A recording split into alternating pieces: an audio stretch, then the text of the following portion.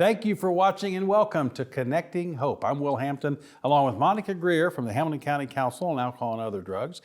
This show made possible, well, by the Hamilton County Council on Alcohol and Other Drugs and friends, right? Yes, we received a grant through the Indiana Criminal Justice Institute. We received a pilot grant to do some media work and prevention work. So we are very pleased to be able to help sponsor through that grant. Well, we appreciate your help in making all that happen and co-hosting this show. We're touching lives, connecting hope, like I've said many times, like the name.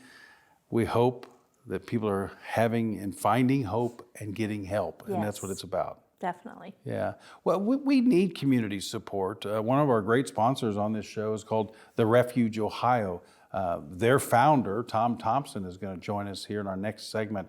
But they're an interesting story. Stay tuned for Mr. Thompson. But what made their sponsorship possible was a local business in Noblesville. Cohatch of Noblesville stepped up and said, we will underwrite the sponsorship so that you'll tell the story of the Refuge Ohio. Yeah. And that's kind of the way this can be done. Do you know much about Cohatch? I do not. I actually visited their website and learned a little bit, but I'm interested to find out more. They just recently landed out at the Hamilton Town Center in Noblesville, out at the mall.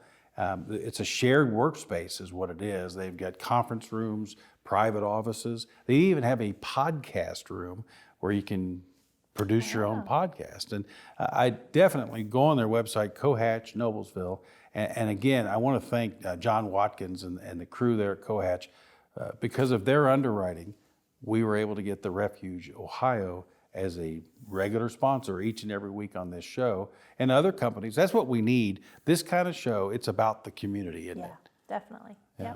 And I think Cohatch, we do appreciate what they do. Oh, yeah. Yeah. Well, let's hear from them. We've got a guy that we talked to out there, and tell us a little bit, what is Cohatch all about? People want to be connected to something bigger. And I think Cohatch gives people that platform and really the base to do that. And I think once you've been given the tools, given the resources to do that, we want you to make it the best possible experience that you can make it. These beautiful spaces actually, I believe, really bring some creativity out of you. It brings a great conversation out of others. And our owners say these spaces are built and engineered for collision. Thank you, Cohatch, and thank you, John Watkins, for introducing us really to the Refuge Ohio. And like I said, their founder, Tom Thompson, will be joining us in the next segment. But real quick on the Hamilton County Council on Alcohol and Other Drugs, what's going on with you guys this time of year? Yeah, we're planning some events. Hopefully we'll be able to fulfill those. We have our prescription take-back event that will be coming up in April. We've got our Youth Service Awards coming up in May. So just a lot of planning and grant writing and just a lot going on. Yeah, and people are always, other groups and organizations can join your group, can't they? Yeah. Yeah, the membership meeting, we call it a membership, but you don't actually have to fill out any paperwork. You can just come to a meeting. But we meet every other month. Our next meeting will be held actually next week. Okay. So, yeah. So Fantastic. the third Wednesday of the month. And so if anyone wants more information, they can email me, monica.greer@hamiltoncounty.in.gov. All right. Time now for our success story, part 1. When I was about 5 years old, 6 years old, my mom gave me and my 2 sisters up for adoption. Thankfully, she gave us to a family member, but this family member was a functioning alcoholic, I would say. Only drink on the weekends, but there was always booze in the house. So about 6 years old, maybe 7, I took my first drink. I was with one of my older cousins. He was on his way to the Marines, and he decided to get me drunk, and I fell in love with the effect. Because at that moment, I didn't have to think about my mom coming to get me, because I always had hope that she would. As time went on, and I finally realized that she wasn't gonna come get me, that this was permanent, I started to rebel against my adopted mom, who today I view as my guardian angel. But I started to rebel because I felt as though she was trying to take my mother's place. So I started to rebel and do some bad things, getting in trouble. All this led to eventually jails and institutions, prison. By the time I was 18, 19, I was in prison. After that, after about, 30 PIs, public intoxication charges, one of the judges seen fit to sentence me to treatment. And it was at that moment that I was introduced to the program. Thank you so much for sharing your story. Again, we can't say enough about how special it is that they're willing to step up, put it out there on the line and tell their story. Yeah, just very fortunate that they were willing to share. We're going to hear from Tom Thompson from the Refuge, Ohio, a special place that is free to people who need it for recovery. Back with that right after this.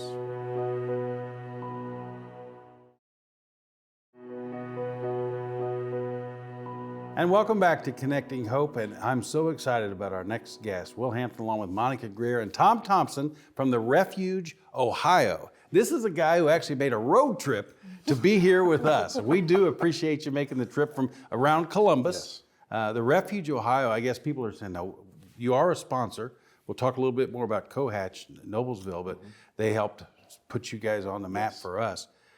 People watching this are saying, now, why on earth is someone from Ohio sitting here on Connecting Hope?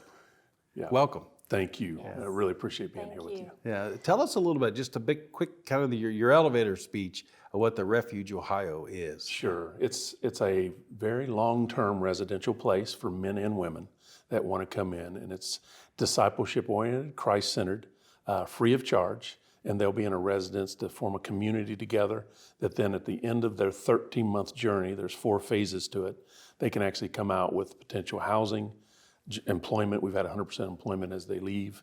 And then most importantly is just an awesome, awesome family of people that they've really come around each other. Yeah. So it's a big time support system that's going on there in Columbus. So the model, I'm sure someone watching this, the word that jumped out to them was free. Yes. How do you do that? Yeah, that was interesting. That was the beginning of this in '99. We've been around 21 years. So when we first started, that was just our heart, was to absolutely, because typically when you're broken, when you're down, whenever you've lost it all, the last thing you have is any resource. So it's like you probably burnt most bridges. And we've stayed away from the governmental funding model or anything from medical model or anything. It's strictly biblical based and it's community oriented. So we're just there for each other. So in that, we don't need to take insurance. We don't need to go into all those different avenues. So we can do that. But then we became a working model to handle that.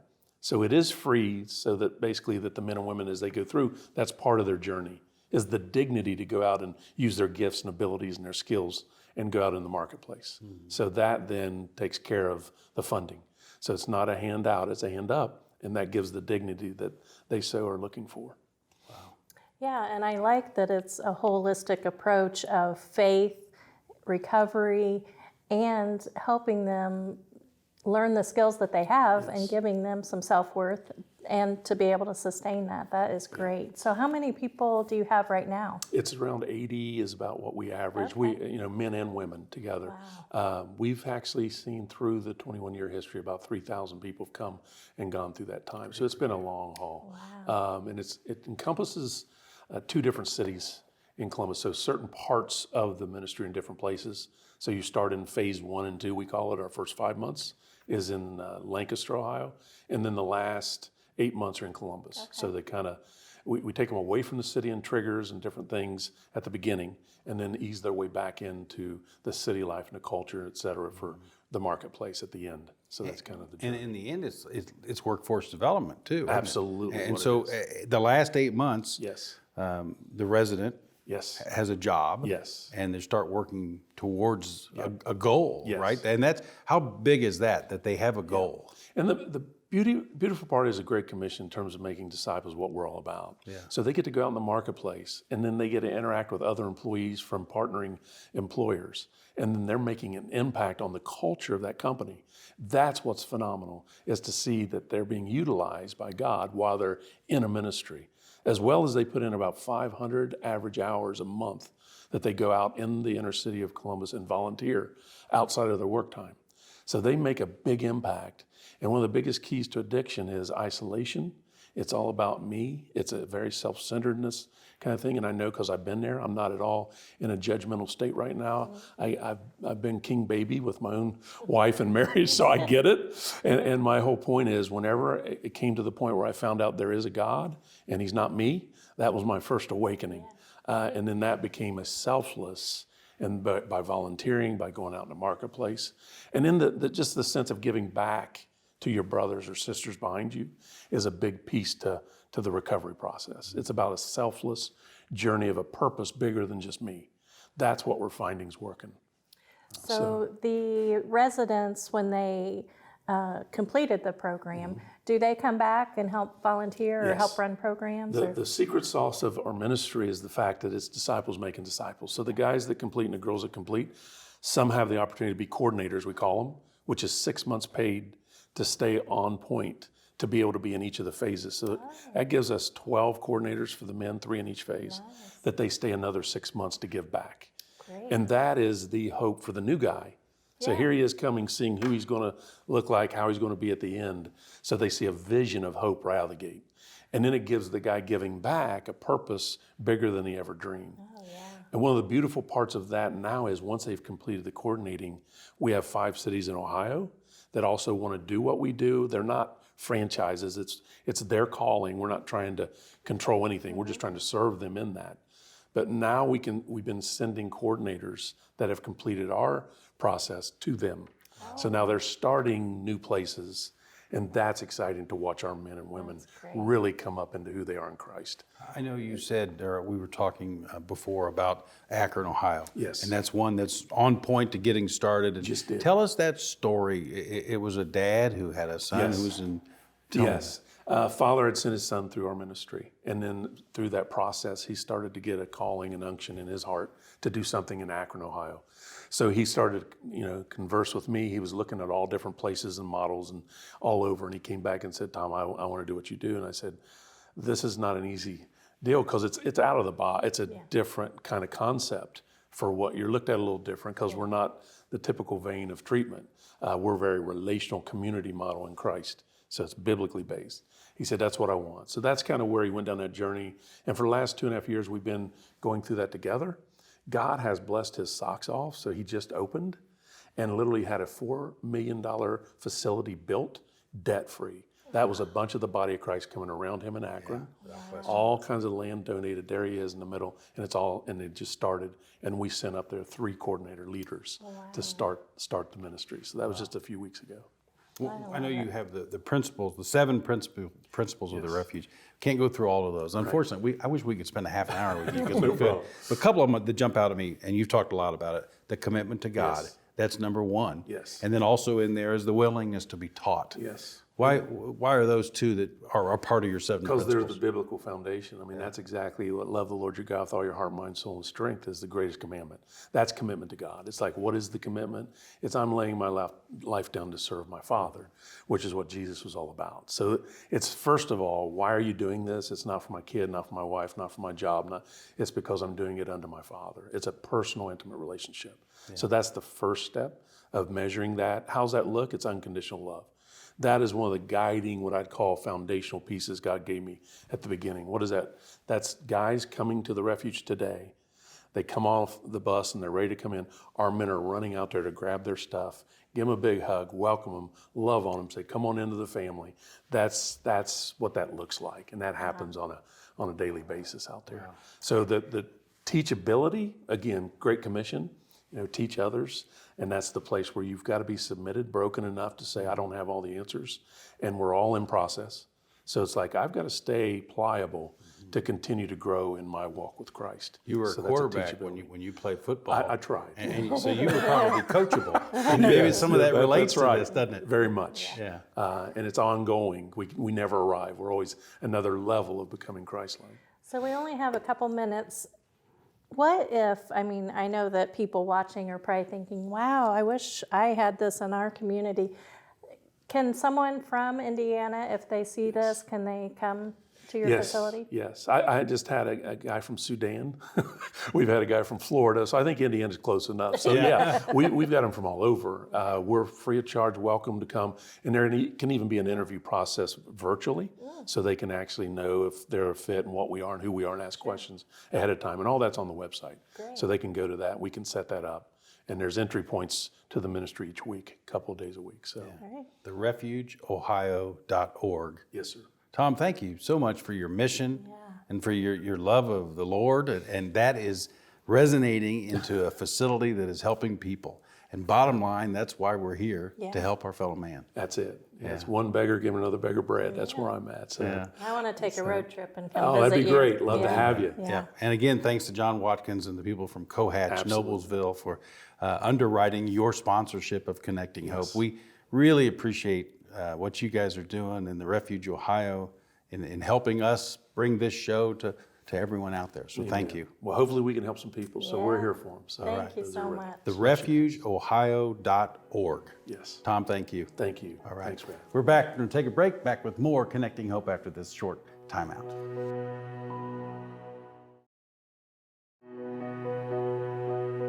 And welcome back to Connecting Hope. And thanks again to the Hamilton County Council on Alcohol and Other Drugs for helping us make this show possible. I'm Will Hampton along with Monica Greer. And you said right now with the Hamilton County Council on Alcohol and Other Drugs, I'm getting to say it too fast.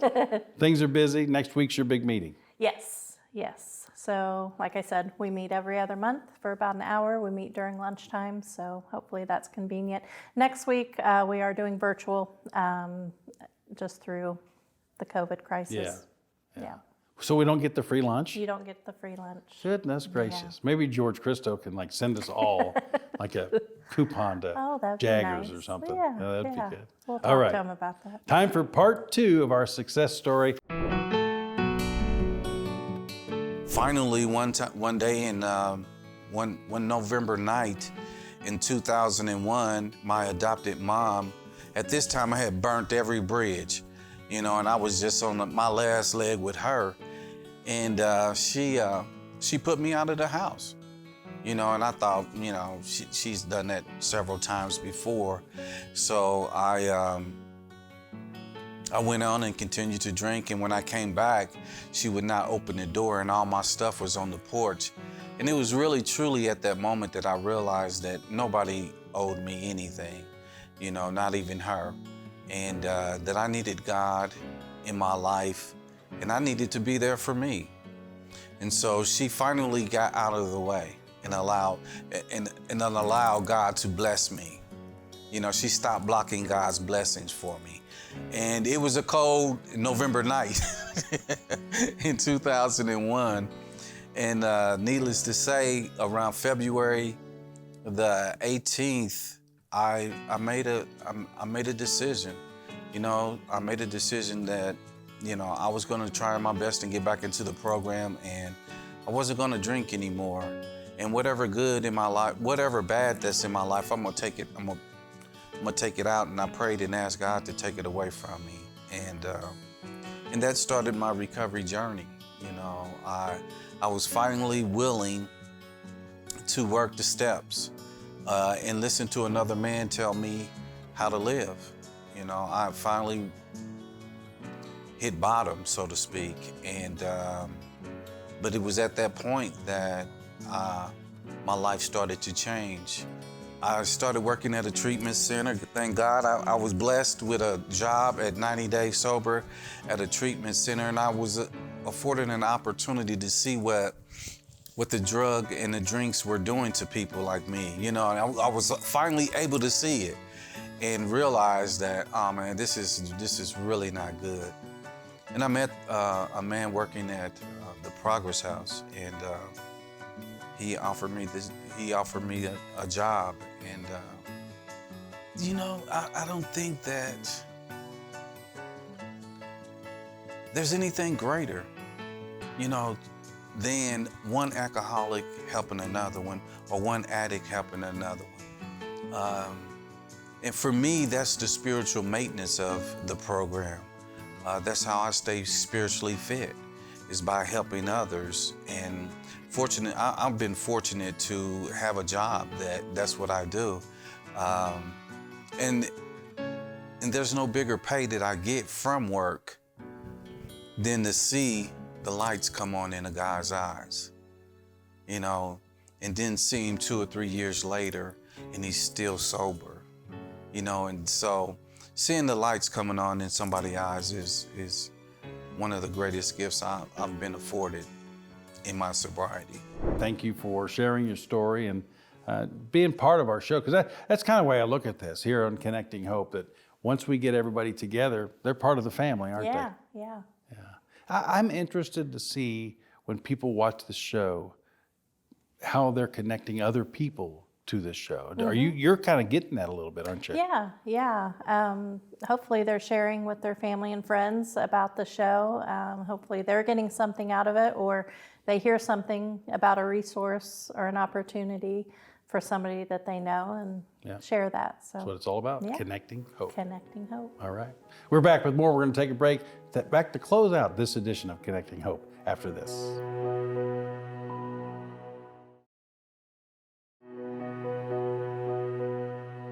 Welcome back, and again, thank you so very much for watching Connecting Hope. I'm Will Hampton along with Monica Greer, and earlier in the show we heard from Tom Thompson from the Refuge, Ohio.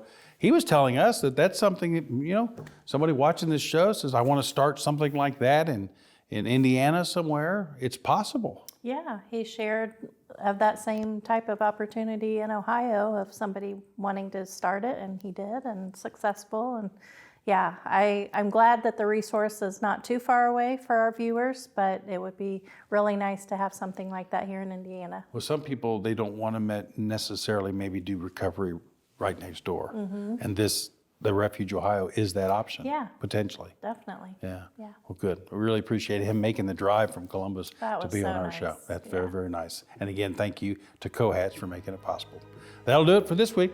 Yep. Thank you. Thank you. And thank you for watching. We do appreciate it. We'll see you next week right here on Connecting Hope.